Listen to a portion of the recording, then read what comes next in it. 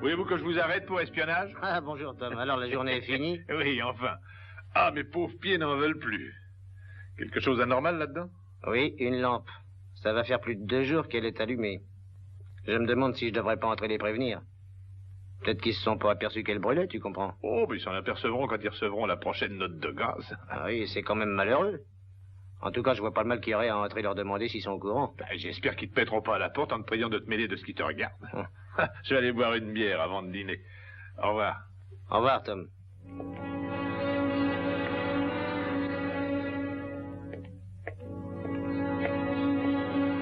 Bonsoir, monsieur.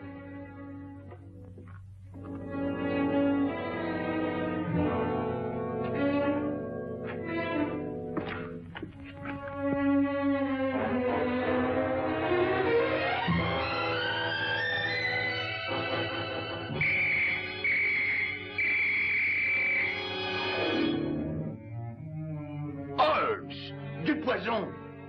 Oui, Watson, un poison égyptien dont j'avais beaucoup entendu parler, mais que je n'avais jamais encore eu entre les mains. Mais c'est la théière! Ah, oui, c'est exact. Je m'excuse humblement, mais c'est le seul récipient vide qui me soit tombé sous la main. Rien n'est donc sacré pour vous dans cette maison? Vraiment, Holmes, vous auriez pu vous servir d'autre chose.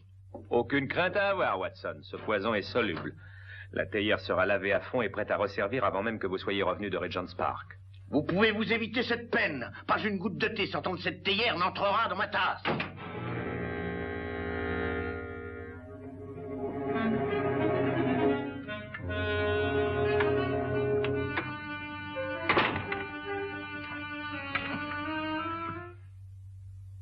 Dites donc, Holmes. Comment diable saviez-vous que j'allais à Regent's Park? Oh, simple déduction, mon cher ami. Regardez vos vêtements. Qu'avez-vous à leur reprocher? Je pourrais très bien aller au club avec. Vous êtes impeccable, à l'exception de ces vieilles chaussures. Oh, c'est juste, j'avais oublié les chaussures. Donc j'en déduis que vous allez dans un endroit où vous risquez de voir des amis, mais aussi où vous pourriez abîmer vos chaussures. Le gravier des allées d'un parc public me semble être l'endroit approprié. Mais pourquoi Regent's Park de préférence? Nous déjeunons à 12h30 et comme il est bientôt 11h, je suppose que votre choix d'un parc est subordonné à sa proximité de la maison, ce qui me donne le régent, évidemment. Ah. Simple déduction, c'est tout. Qui ça peut-il être à cette heure de la matinée? Trouvez-le par déduction, Watson. Non, je crois beaucoup plus simple d'ouvrir la porte. Vous êtes bien, monsieur Sherlock Holmes? Non, mais vous ne voulez pas entrer? C'est monsieur Holmes qu'il faut que je voie. Je suis Sherlock Holmes, madame. Ne voulez-vous pas vous asseoir? Avec joie. C'est tout juste si je peux encore respirer. Vous venez de loin, madame? De l'autre bout de Chelsea, c'est une trotte. Oh, c'est un long voyage. Oh, permettez que je vous présente mon bon ami et collègue, le docteur Watson. Bien le bonjour, docteur. Comment allez-vous? Mon nom à moi, c'est Dugan. Marie Dugan. Sans doute, vous devez trouver bizarre de voir une inconnue vous rendre visite en plein milieu de la matinée comme ça, mais c'est que j'arrive d'une maison frappée par le chagrin pour demander votre aide. C'est la maison où je travaille. Se serait-il élevé des difficultés dans la maison? Des difficultés? Ah oui, pire encore. Un meurtre. Oh, un meurtre. Ça commence à devenir intéressant. Je vous en prie, continuez, madame Dugan. C'est le maître de la maison en personne, M. Haringway, qui est décédé. Trouvé mort par le flic de notre rue. Paraît qu'il avait son estomac plein d'une chose qui a un nom difficile à prononcer. Mais voyons, s'il a été trouvé par la police. La police? C'est justement elle qui m'amène ici. Ils ont emmené le jeune monsieur Vernon en prison en l'accusant du crime. Monsieur Vernon? Oui, un charmant garçon qui devait épouser la belle-fille de monsieur Haringway, Miss Jeannette.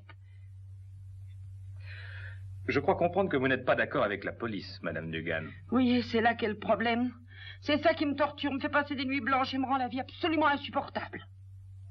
Parce que, monsieur Holmes, c'est mon témoignage, et mon témoignage seul qui a envoyé monsieur Vernon là où il est. C'est à cause de ce que j'ai dit à la police qu'il est dans une cellule à pourrir en attendant son dernier matin. Et pourtant, vous croyez que le jeune Vernon est innocent. Je suis certaine qu'il est innocent, je le jure sur la tête de ma pauvre mère. Oui, mais enfin, avez-vous dit la vérité à la police? Je lui ai dit la vérité, monsieur, mais en même temps, sans m'en apercevoir, j'ai dû mentir. Peut-être vaudrait-il mieux nous raconter l'histoire depuis le début, Madame Dugan. Oui.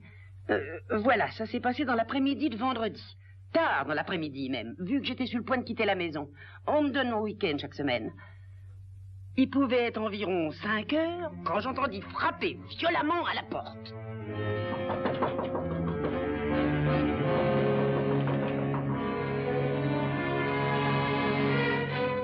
Bonjour, Madame Dugan. Oh, bonjour à vous aussi, monsieur Vernon. Monsieur Haringway a demandé à me voir. A-t-il sa mauvaise humeur habituelle? Voyons, vous ne devriez pas parler de cette façon, monsieur Vernon. Ça rend mademoiselle Jeannette malheureuse de vous entendre tous les deux vous disputer tout le temps. Mais s'il ne se montrait pas aussi stupide. Où est Jeannette? Elle est partie chez sa tante à Manchester. Elle devait y aller seulement demain. Ah, j'ignorais tout ça, monsieur. Mais ce que je sais, c'est que monsieur lui a ordonné de partir cet après-midi. Je doute que sa tante soit encore malade. C'est encore un de ses tours pour nous séparer. Eh bien, où est-il? Dans son bureau, il va vous recevoir tout de suite. Oh, une minute. Mon par-dessus, j'ai oublié quelque chose.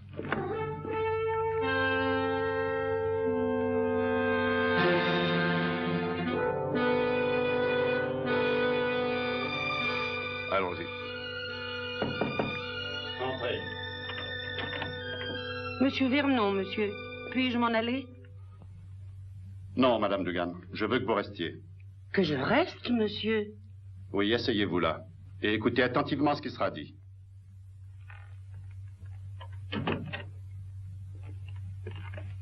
Qu'est-ce que ça signifie?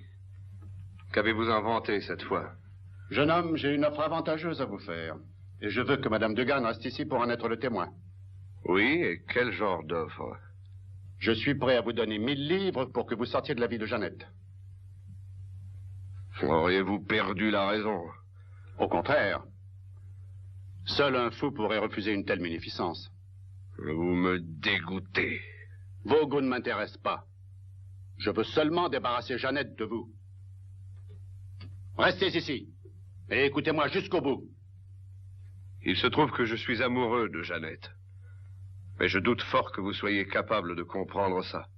1000 livres représentent une grosse somme d'argent. Mais pour vous, probablement plus que vous n'en posséderez jamais. Réfléchissez. Touchez 1000 livres, rien que pour disparaître. Quand je disparaîtrai, comme vous dites, votre fille disparaîtra avec moi. Je vous avertis que c'est votre seule chance de gagner quoi que ce soit. Vous voulez toujours être le maître, n'est-ce pas?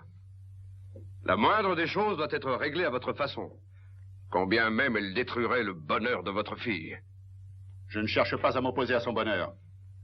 Tout ce que je veux, c'est réussir à la débarrasser d'un boulet. Vous avez pu la garder sous votre coupe jusqu'à ce jour, mais elle va être libérée maintenant. Quoi que vous fassiez, Jeannette sera ma femme. Monsieur Haringway! Mon médicament, dans l'armoire de ma chambre. Je vais le chercher. Un flacon vert sur l'étagère.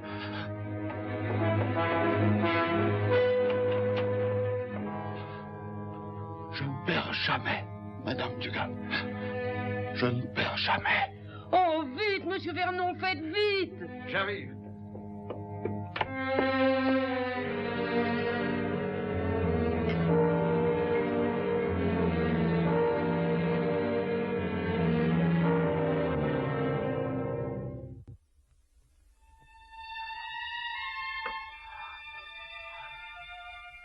Merci. Ça va mieux maintenant. Eh bien, restez pas là comme des idiots. Je vais très bien. Alors sortez d'ici. Tous les deux. Allez-vous-en.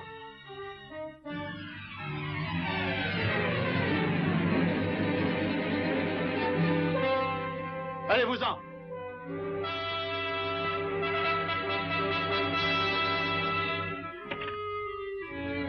Quelques minutes plus tard, je suis partie de la maison et ça a été la dernière fois que j'ai vu monsieur Haringway vivant.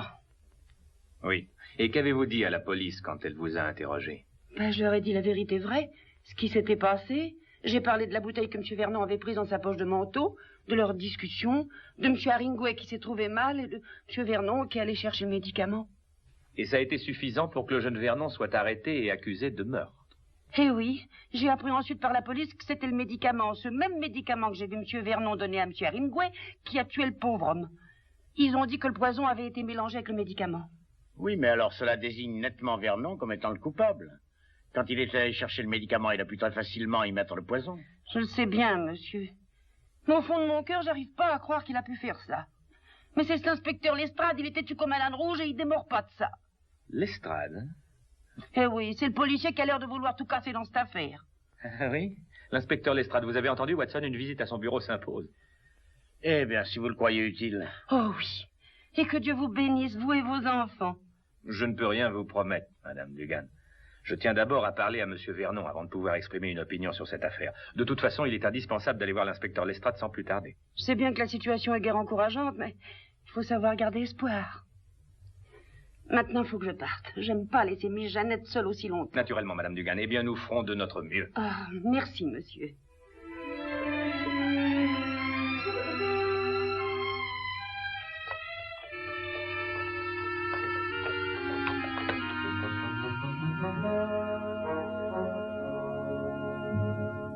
Votre demande est inacceptable. Il est coupable. Je peux vous dire moi-même tout ce que vous voulez savoir. Oh, allons, Lestrade. Tout ce que je veux, c'est lui poser quelques questions. C'est l'heure où je vais déjeuner. Nous regretterons votre absence.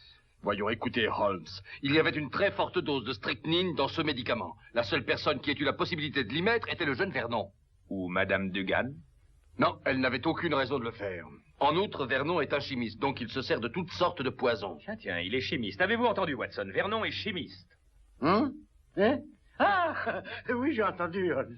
Et je savais que ça vous intéresserait d'apprendre ça. Ah, ça m'intéresse, c'est très important, et j'insiste pour voir ce jeune homme immédiatement. Nous n'avons pas de temps à perdre, Lestrade, pas de temps à perdre. Oh, très bien, très bien. Ah là là, allons-y.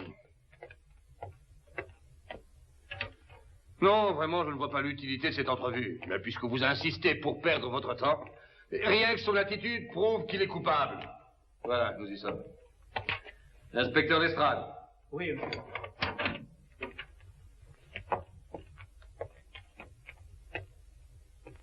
Alors, Vernon. Alors quoi, inspecteur? Combien de fois par jour allez-vous venir ici m'abrutir de vos questions idiotes? Je vous ai déjà dit tout ce que j'avais à dire. Et j'en ai assez de le répéter toutes les heures pour le faire entrer dans votre cerveau obtus. Oh, écoutez, jeune homme, vous avez tort d'adopter une telle attitude. Vous êtes accusé d'un crime très grave. Je ne le sais que trop. Et comme j'ai l'impression qu'on veut me le faire payer, mon seul regret est de ne pas avoir eu le plaisir de le commettre. Il y a justement un petit détail. Je ne sais pas qui vous êtes, mais je préfère vous dire que je refuse également de répondre à vos questions. J'estime que la perspective d'être pendu est une peine suffisante. Je vous souhaite donc une bonne journée, messieurs. Au revoir, Monsieur Vernon, et merci 1000 fois. Vos réponses m'ont été d'un grand secours.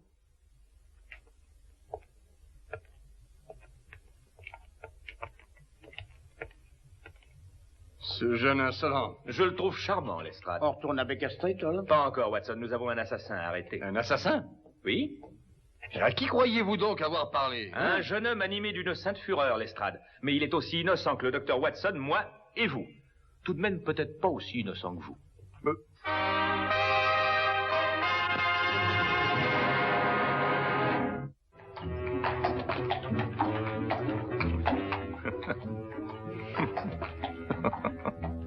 Vraiment, je me demande ce qui peut vous amuser autant. Hein?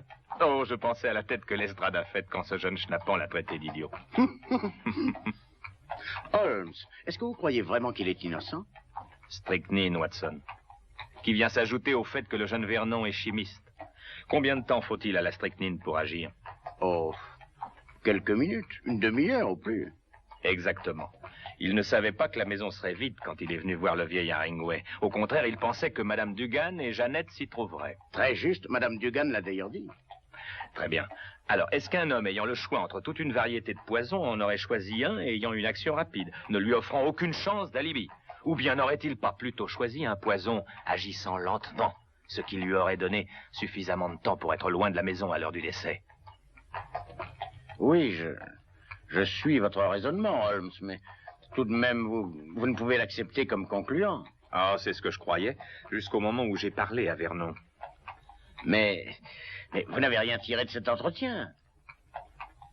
Ah, voici la morgue. Si nous allions examiner le corps de la victime, Watson.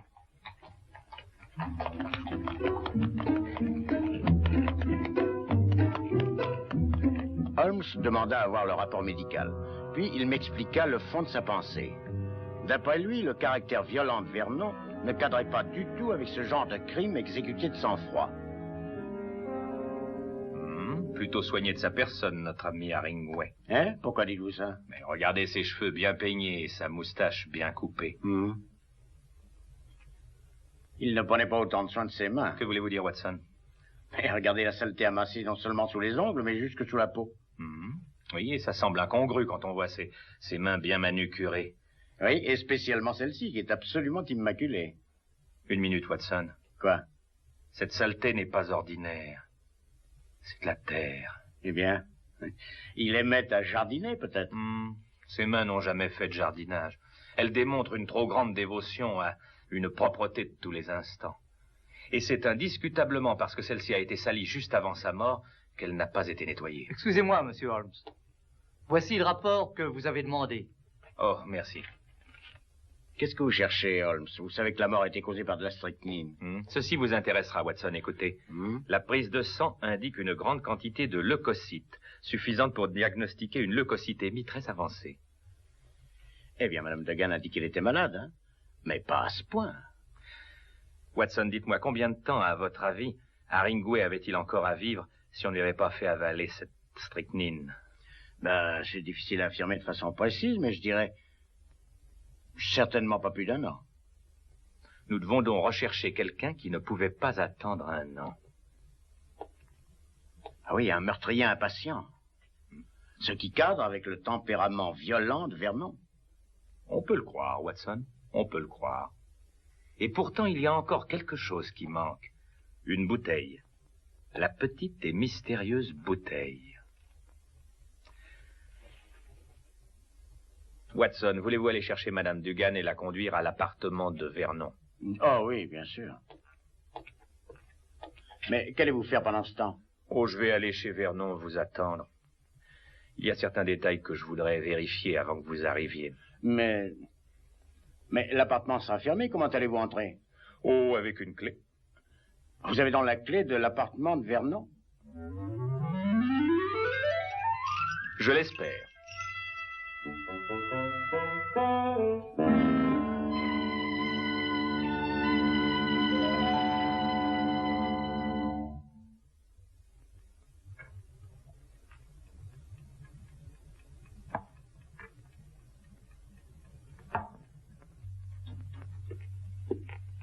Nous sommes venus aussi vite que possible. Merci, Watson. Croyez-vous que c'est convenable de pénétrer comme ça, sans permission, dans l'appartement d'un étranger? Oh, ce n'est pas convenable du tout, Madame Dugan, mais si nous voulons aider Monsieur Vernon, ne soyons pas difficiles sur le choix des moyens. Bien, mais qu'est-ce que je viens faire là-dedans? Voyons, pensez-vous, Madame Dugan, que vous pourriez reconnaître la bouteille qu'il a prise dans la poche de son pardessus le jour où a eu lieu le meurtre? Oui, je crois que oui. Bon. Alors, voulez-vous examiner celle-ci et faire votre choix, si choix il y a?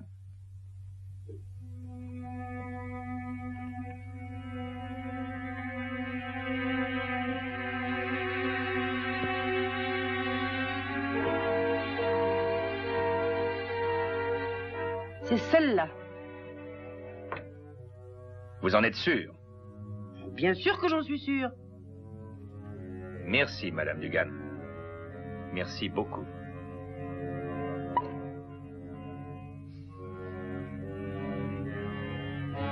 Holmes! Oh, rassurez-vous, Watson, c'est tout à fait inoffensif. C'est de l'essence de girofle. Essence de girofle? Madame Dugan, je présume que votre ex-maître était un buveur d'eau. Oh, dame, oui. Il ne permettait pas qu'une goutte d'alcool entre dans la maison. Rien que l'odeur le rendait malade. Oui, mais est-ce important, Holmes? On peut dire que c'est vital pour Vernon, Watson. Nous n'avons plus qu'à fouiller le bureau de Monsieur Haringway pour obtenir notre dernière preuve contre le plus stupéfiant des meurtriers.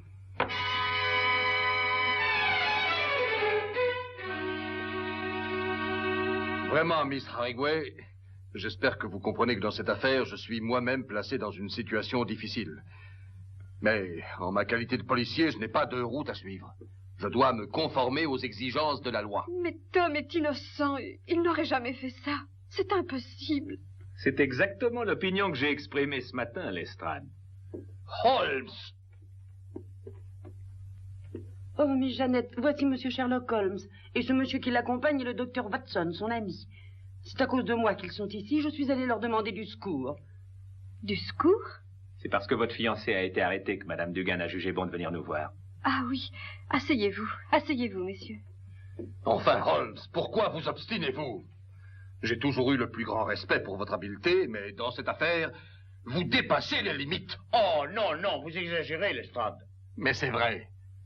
Vernon a eu accès au poison, et c'est lui qui l'a fait boire à la victime. Et par-dessus tout, songez aux motifs. Oui, songez aux motifs. Qui d'autre en avait de semblables? Qui d'autre? Inspecteur, vous ne connaissiez pas mon beau-père. Il était un tyran qui n'aimait rien, personne. Sa seule ambition était le pouvoir, et son seul plaisir d'abaisser les autres. Aux yeux de mon beau-père, mon mariage ne représentait qu'une perte de pouvoir, une atteinte à sa souveraineté, et il s'y opposa de toutes ses forces. La vie devint insupportable quand j'ai connu Tom. Madame Dugan pourra le confirmer. Oui, c'est vrai, il n'était pas du genre commode. Et je commençais à en avoir assez, moi aussi. Je vois. Il y avait des fleurs dans cette pièce. Où sont-elles passées? Des fleurs, monsieur? Holmes. Voilà qu'il s'intéresse aux fleurs maintenant. Des pétunias, peut-être bien. Madame Dugan? Bien sûr, je les ai mises dehors dans la cour avec un soleil comme ça. Il fait tellement noir ici. Donc il y avait des fleurs. Madame Dugan, voulez-vous les rapporter, s'il vous plaît? Oui, monsieur. Holmes, qu'est-ce que des fleurs viennent faire là-dedans? Patience. Voyez-vous, inspecteur, vos difficultés dans cette affaire sont faciles à expliquer maintenant. La vérité est qu'on vous a délibérément dupé. Et très intelligemment, dois-je ajouter. Je n'ai pas été dupé du tout. Je tiens le coupable. Mon cher ami, vous cherchiez un meurtrier, alors qu'en vérité, il n'y en a pas. D'abord, il y a des pétunias. Maintenant, il n'y a pas de meurtrier. Il y a un cadavre, mais pas de meurtre. Parce que M. Haringway s'est simplement suicidé. Mais il n'a rien laissé prouvant que c'est un suicide. Ni message, ni rien. Naturellement, il n'a rien laissé prouvant un suicide parce qu'il voulait que tout le monde croie à un meurtre. Parlez-vous sérieusement? Le plus sérieusement du monde. Voyez-vous, votre beau-père était un tyran pire encore que vous ne l'imaginiez. Vous laisser à Vernon signifiait la fin de son pouvoir. C'est pourquoi il a essayé de le décourager d'abord, puis il a tenté de l'humilier, et voyant qu'il avait échoué, il a essayé de le tuer. Monsieur Haringway a essayé de tuer Vernon? Oui, Watson. Pour y parvenir, il s'est suicidé de telle façon que Vernon devait infailliblement être accusé de l'avoir tué. Il régla la mise en scène, sa crise cardiaque n'était pas réelle, elle avait pour seul but d'envoyer Vernon lui chercher son médicament. Si Haringway a pris le poison lui-même, où a-t-il caché la bouteille? Réflexion très juste, le poison a agi trop vite pour qu'il ait le temps de s'en débarrasser. Pourtant, il s'est débarrassé de la bouteille, Watson. Et si ma théorie est exacte, elle doit se trouver dans l'un des 2 pots de fleurs que Madame Dugan a apportés.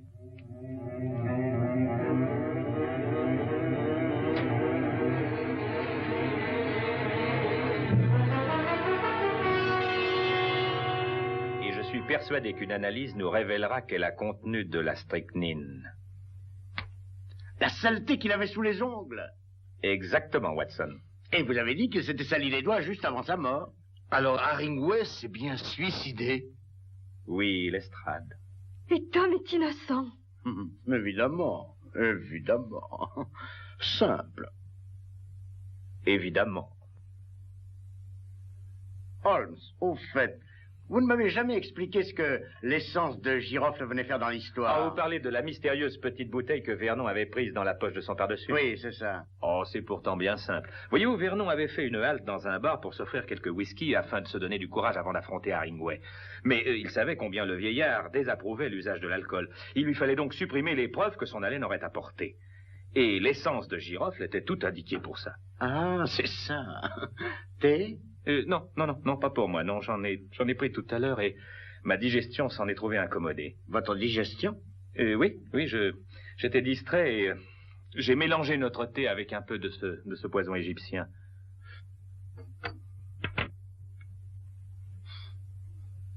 Mais, vous êtes fou, Holmes, voyons, mon thé est fichu. Oh, nous sommes quittes, mon vieux, mon poison l'est aussi.